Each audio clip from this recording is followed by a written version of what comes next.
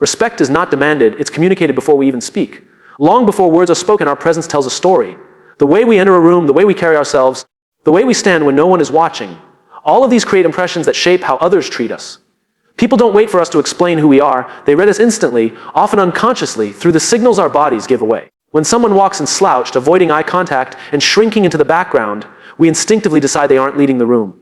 On the other hand, when someone enters with shoulders back, head lifted, and movements grounded, they don't even need to introduce themselves. We already sense authority. Respect begins not with titles, not with words, but with presence. It's important to understand that humans are wired to detect signals of safety and dominance. This isn't about intimidation, it's about assurance. A confident posture communicates that you are steady, reliable, and worth paying attention to. When you own your space without arrogance, people feel safe to trust you. That trust is the seed of respect. Consider how often decisions are made in the first few seconds of meeting someone. Those seconds are rarely shaped by logic or conversation. They're shaped by body language. That handshake, that smile, that stance, they become the foundation of the relationship before a single meaningful exchange occurs. Respect doesn't wait for your some, it waits for your posture. What makes this even more powerful is that body language is universal. Cultures vary in gestures and rituals, but confidence, openness, and authenticity are recognized everywhere. We don't need a translation for a genuine smile, steady eye contact, or a firm stance. These cues are older than language, and they work across borders, professions, and backgrounds. When we fail to communicate respect through our body, we unintentionally undermine our own credibility. Nervous fidgeting, avoiding gaze, or standing too rigid can all send signals that contradict the words we are saying. People notice when there is a gap between how we present ourselves and what we claim to stand for. That gap weakens respect, often without us realizing it. On the flip side, when body language aligns with intention, the effect is magnetic. Someone who looks you in the eye while listening, who gestures naturally while speaking, who stands in a way that feels calm yet grounded, they command attention without ever asking for it. People don't just hear them, they believe them. Respect is earned not by demanding authority, but by embodying it. And here's the truth. Respect starts with how we treat ourselves. If we carry ourselves as though we matter, others are more likely to mirror that belief. If we stand tall, breathe deeply, and hold space with calm assurance, we are not just signaling respect to others, we are practicing respect for ourselves. Body language is the first signal of confidence or insecurity. Long before someone hears our voice, they see how we show up. The tilt of the head, the movement of the hands, the way our feet are planted, each of these sends a message. It doesn't matter if we are meeting someone for the first time or walking into a room full of familiar faces. People instinctively read our bodies before they process our words. Confidence is not just felt, it is seen.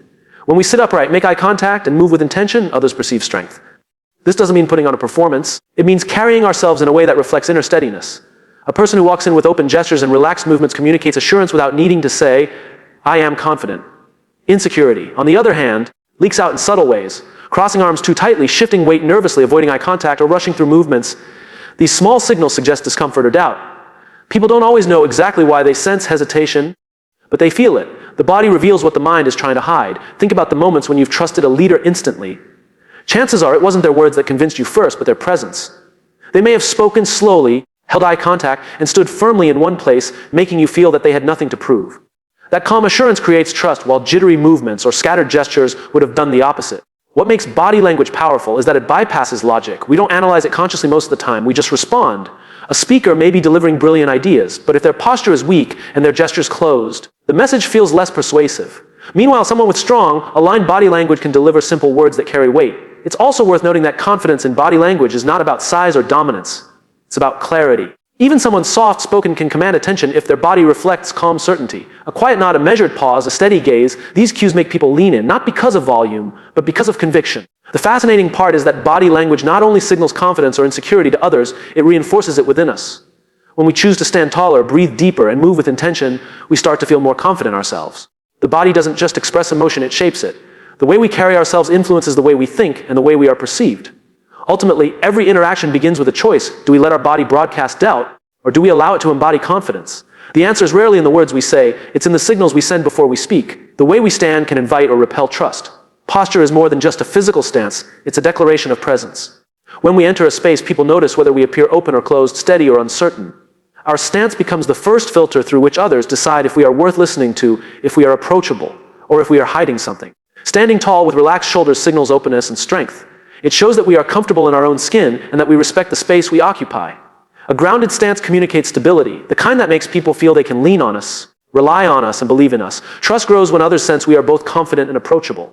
By contrast, a closed or defensive stance can create distance. Crossing arms tightly, hunching forward, or shifting weight back and forth suggests hesitation or self-protection.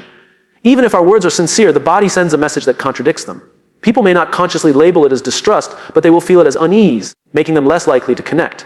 Think about leaders who command trust the moment they step onto a stage. They don't need to move frantically or gesture wildly. Often, they simply stand tall, feet firmly planted, and allow silence to do the work. Their stillness is not emptiness, it is authority. That steadiness tells the audience, I am here, and you can trust me. The same principle applies in everyday interactions. Whether we are speaking in a meeting, greeting someone at the door, or standing in line, our stance communicates volumes. If we lean too far away, we seem disengaged. If we lean too aggressively forward, we seem confrontational. Balance, firm, open, and relaxed is what invites trust. Our stance also affects how people perceive our honesty. A person standing with their body slightly turned away or their arms tightly crossed may appear to be withholding information, even if they are not. On the other hand, someone who faces others directly, hands relaxed at their sides or gesturing naturally, sends the signal, I have nothing to hide. It's not only others who are influenced by our stance, we are too. The body shapes the mind. When we stand in a grounded, upright position, we feel more centered. That inner steadiness translates outward, reinforcing the impression of trustworthiness. The way we stand doesn't just convince others, it convinces ourselves. In moments of pressure, when words may fail or emotions run high, stance becomes an anchor. Remaining upright, calm, and steady communicates resilience. It tells people that even in uncertainty, we are not shaken. And in that quiet, physical assurance, trust finds its foundation. Eye contact determines whether others feel acknowledged or dismissed. From the moment two people meet, the eyes become the first bridge. A steady, genuine look communicates, I see, you matter. On the other hand, avoiding eye contact or darting glances away sends the opposite message, that someone is unimportant, that their presence is not fully recognized. When we hold eye contact with warmth and respect, we create connection. It doesn't need to be long or intense, even a brief but intentional glance tells someone they are being heard. In conversations, maintaining eye contact while listening is often more powerful than the words we respond with. It is the silent affirmation that says, I value your voice. Avoiding eye contact can unintentionally signal insecurity or disinterest. Looking down, shifting away, or staring at distractions makes the other person feel dismissed. They may question whether we are hiding something, lacking confidence, or simply not engaged. Even if that's not our intention, the effect is the same. The bond weakens before it has the chance to form. But too much eye contact can be just as problematic. A hard, unbroken stare can feel intimidating or even aggressive. Respectful eye contact is about balance long enough to create trust, soft enough to feel human. It is less about dominating the other person and more about meeting them on equal ground. Eye contact also shapes how people perceive our credibility. A speaker who avoids the audience's gaze feels uncertain, no matter how strong their content is. But one who looks directly at individuals in the room creates the sense of conversation rather than performance. People walk away believing not just in the message, but in the messenger. In leadership, eye contact is one of the fastest ways to build belonging. When a leader looks into the eyes of their team while addressing them, each person feels included. The message shifts from abstract to personal. People don't just hear the leader's words, they feel seen within them. That recognition deepens loyalty and trust. Even in silence, eye contact communicates volumes. Across a dinner table, in a negotiation, or during a difficult conversation, a single glance can carry empathy, strength, or reassurance. Words may fail in complex moments, but eyes rarely do. They reveal emotion in ways language cannot. What makes eye contact powerful is that it works both ways. When we give it, we offer acknowledgement. When we receive it, we feel understood. Is a loop of connection, a reminder that respect is not just about being heard, but about being seen. Hand gestures either strengthen or weaken our words. When we speak, our hands become an extension of our thoughts, painting pictures in the air that help others understand us. The right gesture can emphasize a point, add clarity, and make our message more memorable. Without them, even powerful words can feel flat, as though something essential is missing. Gestures give rhythm to communication. A well-timed movement of the hand can underline a key idea in the same way a drumbeat emphasizes a note in music. They guide the listener's attention, showing them where to focus. When gestures and words align, the brain processes the message faster and with greater impact. But not all gestures help. Nervous fidgeting, wringing hands, or repetitive movements can distract from the message. Instead of reinforcing our words, they compete with them. The audience begins to pay more attention to the motion than the meaning. What was meant to add confidence ends up signaling anxiety. Open gestures, hands visible, palms occasionally shown, tend to inspire trust. They communicate honesty and transparency, sending a subconscious signal that we have nothing to hide. In contrast, hidden hands, clenched fists, or rigid movements can come across as guarded or defensive, even when our words are welcoming. Think of great speakers and how they use their hands. They don't flail wildly, nor do they stand stiff and motionless. Instead, their gestures are deliberate and purposeful. A spread of the hands to show inclusion, a firm downward motion to convey certainty, a subtle point to emphasize direction. All of these amplify the spoken message. Cultural context also plays a role. In some places, large sweeping gestures are seen as passionate and engaging, while in others they may feel excessive or disrespectful. Understanding the environment we are in allows us to adapt our gestures so that they connect rather than confuse. Gestures not only influence how others perceive us, but also how we feel as we speak. When we use our hands naturally, our communication flows more smoothly. It reduces tension and helps thoughts translate into words. Suppressing gestures often makes us sound less dynamic, while expressive movement makes our ideas feel alive. Ultimately, hand gestures are not accessories to speech. They are part of it. They can make our words stronger, clearer, and more human, or they can weaken them through distraction or inconsistency. The hands reveal the conviction behind the voice, shaping whether people believe in what we say. The pace and rhythm of our movements reveal self-control. Every step we take, every shift in posture, every gesture carries an unspoken rhythm that others pick up on instantly. When movements are steady and deliberate, they communicate calm authority. When they are rushed or erratic, they broadcast tension and unease, often undermining the very message we want to deliver. People instinctively trust those who move with composure. A leader who walks into a room without hurry, pauses before speaking, and uses unhurried gestures creates the sense of being in command. It's not about moving slowly for the sake of slowness, it's about moving with intention. That intention reassures others that the person is in control of themselves and therefore capable of leading. On the other hand, hurried or fidgety movements send a very different signal. Tapping feet, shifting weight constantly, or waving hands too quickly suggests restlessness or lack of focus. Even when the words are strong, the body betrays doubt or nervousness. People may not consciously identify the behavior, but they feel the dissonance and respond with less trust. The rhythm of movement also affects how others feel in our presence. A person who moves too quickly can make others feel rushed or anxious. In contrast, someone whose movements are balanced and measured creates an atmosphere of calm. The body becomes a tuning fork, setting the emotional pace of the interaction. Consider how powerful silence becomes when paired with stillness. Pausing before answering a difficult question, taking a breath before continuing a thought, these small moments of controlled rhythm convey confidence. They tell the listener, I am not reacting out of panic. I am choosing my response. That choice builds respect. In high-pressure situations, rhythm becomes even more revealing. When someone remains steady under stress, their movements reassure others that things are under control.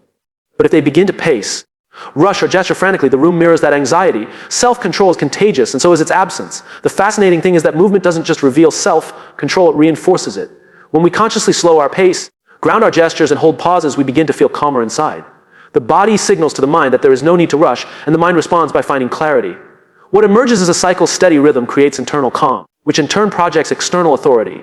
People don't need us to be perfect, but they do need to sense that we are steady. And the way we move is often the clearest evidence of whether that steadiness exists. Mirroring others subtly builds connection and belonging. When two people reflect each other's movements, posture, or tone, it creates an unconscious signal that says, we are alike. This alignment doesn't require words, it happens through the body. A tilt of the head, a shift in posture, or even the pace of breathing can synchronize, and with that synchronization comes a sense of closeness. Humans are wired for mirroring. From infancy, babies mimic the expressions and gestures of their caregivers. This is how trust and bonding begin. As adults, the same principle applies. When someone reflects our body language, we feel validated.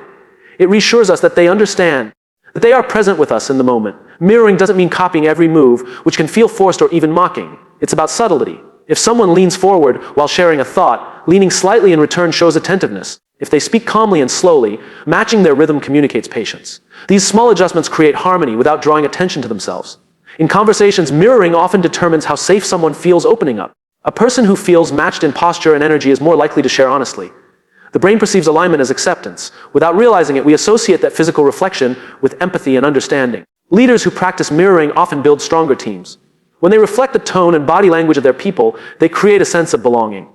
Team members feel less like they are being managed and more like they are being understood. That sense of being sync strengthens loyalty and trust. Mirroring also helps in navigating differences. In moments of tension, subtly aligning posture or gestures can reduce resistance. It signals respect without words, showing that we are willing to meet the other person where they are. That small act can soften conflict and open the door to collaboration. What makes mirroring powerful is its reciprocity. The more we mirror others, the more they tend to mirror us in return. This back and forth creates a cycle of connection, where both people feel acknowledged and valued. It's less about technique and more about presence, being genuinely engaged enough that our bodies naturally align. When done with authenticity, mirroring becomes invisible yet deeply felt. It transforms ordinary interactions into moments of connection. People don't always leave remembering every word that was said, but they do remember how they felt, and mirroring ensures they feel like they belong. True respect comes when body language aligns with intention and authenticity. When our words and actions match, people sense harmony. When they don't, people sense dissonance. It doesn't matter how polished our speech is or how carefully we craft our message. If our body betrays doubt, fear, or dishonesty, the audience will always believe the body over the words. Authenticity is what makes body language powerful. A smile that is genuine feels different from one that is forced. An open stance that comes from comfort feels different from one that is staged. People are remarkably skilled at detecting inconsistency, even if they can't explain it. That is why respect isn't earned by rehearsing gestures, but by embodying them with sincerity. The intention behind our presence matters. If we approach an interaction seeking to impress or dominate, our body language will often reveal tension. But if our intention is to connect, to serve, or to collaborate, our gestures naturally soften. Eye contact becomes warmer, posture becomes more inviting, and movements feel more human. Intention and body language are inseparable. We've all experienced conversations where something felt off. The words were polite, yet the body said otherwise. A stiff handshake, a distracted gaze, or arms crossed too tightly. All of these contradict the spoken message. Respect is lost not because of the words themselves, but because the body revealed a lack of alignment. By contrast, when body language matches the heart, it creates trust immediately. Someone who speaks with conviction and shows it in their stance, tone and gestures doesn't need to convince anyone of their authenticity. It radiates naturally. Respect grows when people sense that what they are seeing is real, not rehearsed. This alignment also removes the burden of performance. When we are authentic, we don't need to remember what to do with our hands or how long to hold eye contact. The body responds to the truth we carry inside. Respect flows from that effortless honesty, where words and gestures move in the same rhythm. The challenge comes when fear disrupts authenticity. Nerves can cause us to overcompensate, exaggerate, or retreat into closed gestures. The key is not to mask fear, but to return to intention. Why am I here? What do I want to give? When we reconnect with purpose, the body follows with integrity. Respect, then, is not something we manufacture through perfect technique. It emerges when our body language becomes a mirror of who we are and why we are there. It is the visible expression of inner clarity, and when others see it, they respond with trust.